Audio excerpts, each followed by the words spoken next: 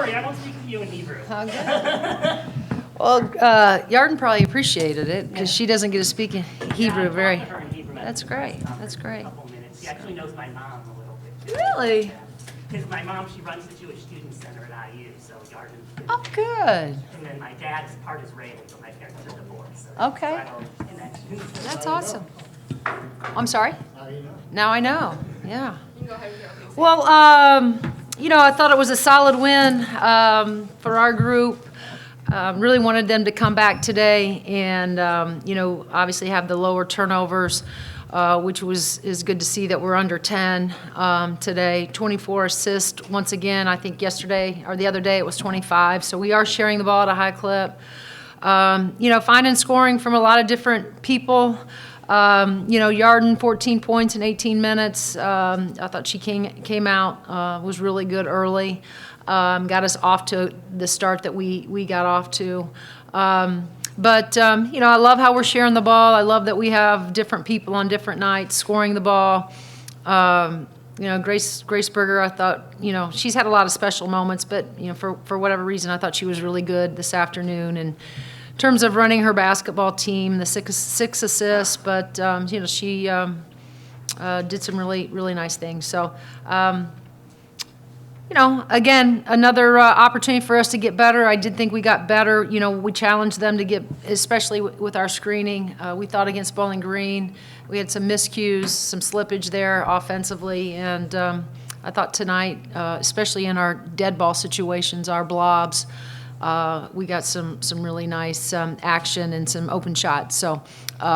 Thought there was improvement there, but happy. We know that we still have a lot of work to do. We're looking forward to Vegas, that trip, and being able to play away from here on the road against a really good Memphis team and an Auburn team. Questions? All right, go ahead.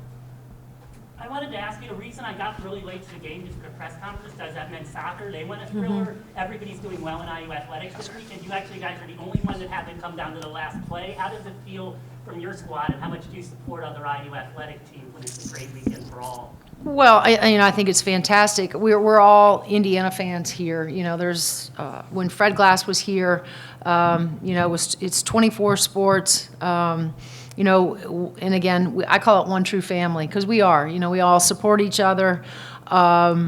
And was excited, obviously, for football, excited for men's basketball the other night against a really good Xavier team on the road. Of course, I have a special place for Todd Yeagley in men's soccer and how they've how he's built that program.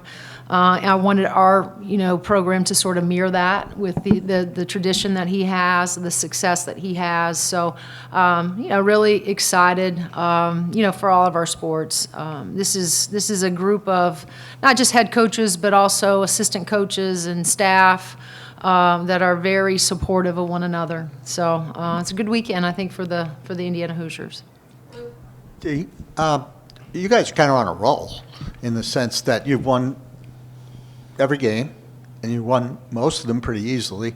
As a longtime college basketball person, does it mean anything special to you to take a team of yours like this, to go to Tennessee with their history and background, and win, again, fairly handily there, not like this, but did any of that history resonate with you? Well, I think we were all excited about the trip to Tennessee. As I said, I thought that was going to be, and not taking anything away from the other two opponents with Vermont and UMass Lowell, but we really felt like we were going to be on the road in a hostile environment. Certainly there's so much tradition, there, down there in Tennessee, with a team that's picked to, be a Final Four squad. And so we looked at it just as another opportunity. We knew it was going to be a tremendous challenge. We knew that the game was going to be won on the boards, and we were able to, I wouldn't say control it, but we did win that battle, the rebounding battle. And throughout, I thought that we did some nice things. That game could have gotten away from Tennessee really easy if we would have hit some more shots, from the outside. But I love this group in the sense that I don't know that they have, because I think there is a confidence about them. I think they feel like we have pieces we're deeper than we've been, and I think with that breeds a lot of confidence. I think for each and every one of them. But this is a veteran team. Even our transfers, the young kids, maybe it's better off that they don't know what they don't know. But certainly with Sid and Sarah and Alyssa Gary, who's played in college, they know what big time elite basketball is. They know the tradition of Tennessee, and so it was special. I think it's special for me in particular because I had never been to Tennessee. I never had played there as a collegiate player. I never coached there as an assistant and or as a head coach. So. It's special to go to a place where has so much tradition, but you grew up watching Tennessee women's basketball, and to take your team there and win the way we did, was special. But again, it's 24 hours. We were able to celebrate, and then we had to get right back to work. And it's just one of those measuring sticks for you as a staff. To see if some of the things we're doing is working. And I think we're finding that we have a lot of interesting pieces that we can put on the floor. Alyssa Gary gave you some great minutes off the bench today. What impressed you the most about her performance? Well, here's the thing. There's a correlation between, kids practicing harder, better, more consistent, and then them getting on the floor and being in a live game. And there's a correlation between practicing well and playing well. And then the last week we've seen AG practice. Her practices have been really good. She's been very focused. Her energy level's been great. She's staying afterwards, working a lot on the defensive side of the ball with Coach Box and Coach Rhett and Coach Sy. And so she's putting in the time, which I think, anytime you put time into anything, it does breed confidence. And so I think she's becoming more confident in our system defensively. But I don't know if, there was another young lady from Providence on the other team that was a transfer. I don't want to, chalk it up to, she was playing against one of her former teammates. I think what we've seen with AG is steady progress here in the last week. And it's been great to see. And we know this, we're going to need her, down the stretch. And she needs to continue to get better inside every game right now for us. Coach, congratulations Thanks, on the Skip. win. And fantastic scarf, by the way. Yeah, it's a little cold out there for Terry. You got off to an amazing start from beyond the arc. I want to say 12 of your first 15 or so points were from three-point land.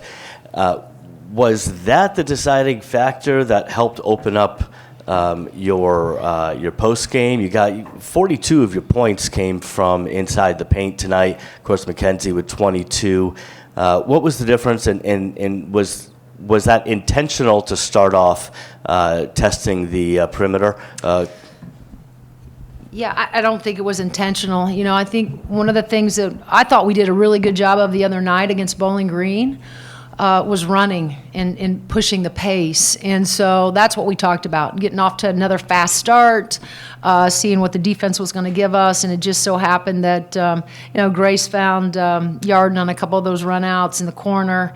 And then again, you see the specialness of Yarden in the open floor. Her being able to make plays, whether it's to Mac, whether it's to the post players running, or whether it's to Sarah on the outside or Grace on the outside or Sid. I mean, she's exceptional when it comes to seeing the floor and making plays that not a lot of freshmen make. So I don't know if there was anything intentional about that. We want our kids to go out and play with a lot of freedom, especially in the first 8 seconds. I thought that's what they did. And obviously Yarden opening up, with how hot she was from beyond the arc helped a whole lot.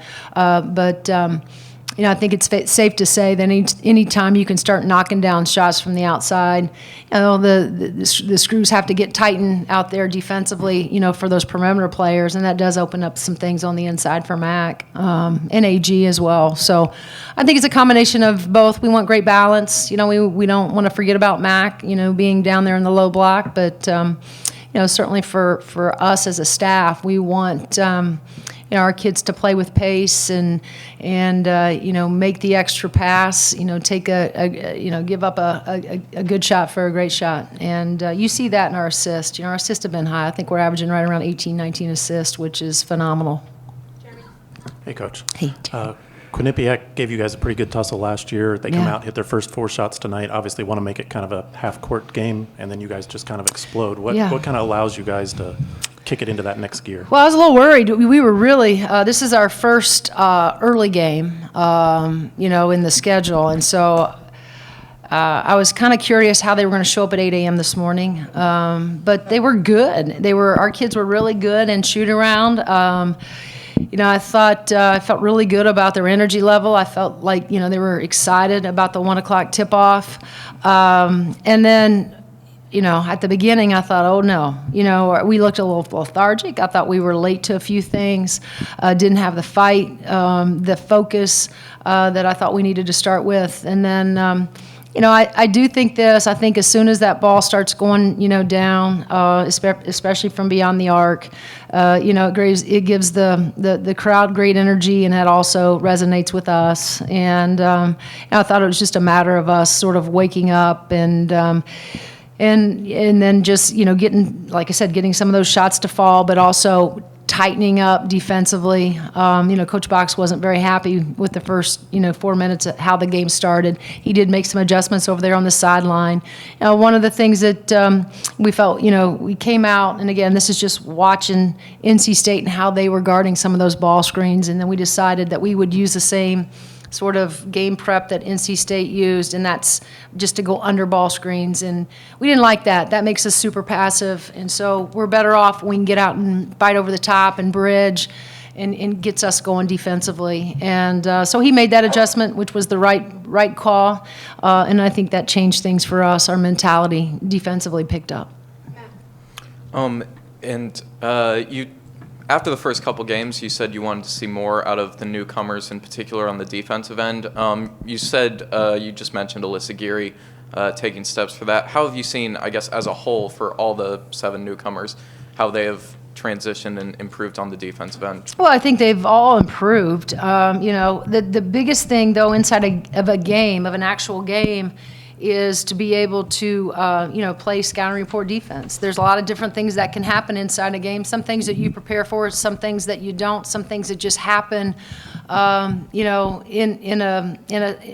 in a set or in a rep that you don't prepare for. And so those guys have to make decisions, quick decisions, the right decisions, whether they emergency switch because they're, our guard, might not be in the play. And so they're learning. Again, our system's not overly complicated. We're very disciplined. Our rotations have to be there. Our gaps have to be there. And for some of those, especially the freshmen, it's usually the defensive side of the ball is usually the side that takes the longest to adjust to. It's just different, right? The pace. And it's been a little bit different. Sarah is a kid that wasn't required to play a lot of defense at Minnesota. And then you have Sid that sat in his zone a lot at Oregon. And then Alyssa Geary, when she was at Providence, well, their rules were completely different from ours. So they're all learning how to play within our system, but yet our system's not complicated. It's just reps, and they're getting those in practice, and we are seeing them in practice improve. But, don't make any mistakes. That has to be able to translate onto the floor, an actual game experience.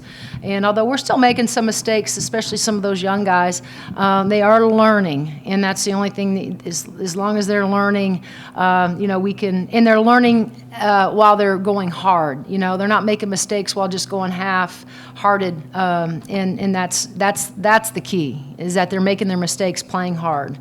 But it's still early. Only 5 games into this, we know we're going to get better. And those young kids and the transfers, the 7 new faces, they'll just continue to improve. Terry, I've heard you say many times in the last couple of years the idea of a long-term being part of a program that goes on, succeeds year after year. How much, and I spent a little bit of time with some of the girls, the players after the game the other day when they were doing their autograph signings and mixing with the fans. And there's a long line of people there, and a lot of them little girls who are dressed in red and white pants, too. Right. So how much of that how much of what you're looking for is your players to be role models, and how much of that is important to building a program. Well, there's no question that there's a responsibility, that comes with being a student athlete. And, although there's a lot of really great perks to being a student athlete, like I said, there's a great responsibility to be role models, especially in our program. Our kids enjoy the moments that they get to spend, especially with the young fans, the young girls and boys, whether it's after the game, whether it's camp, during the summer. I do feel like our kids, want those young players to look up to them, and I want those young players to look up to really good kids and high character players. And it's easy to figure out the skill part of it when you're recruiting. It's much harder to figure out some of the intangible things that players have. But I will say that good character is at the top of our list when we're recruiting these players, and you can tell quickly what a good character person looks like when they're sitting in your office and how they treat their parents, right?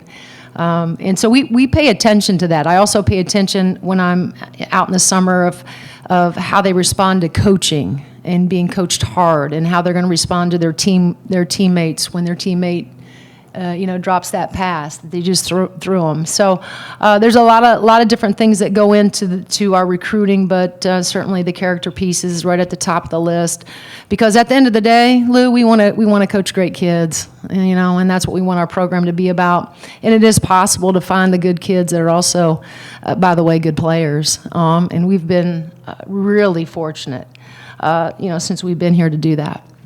All right, thanks, Coach. Yep. Thank you, guys.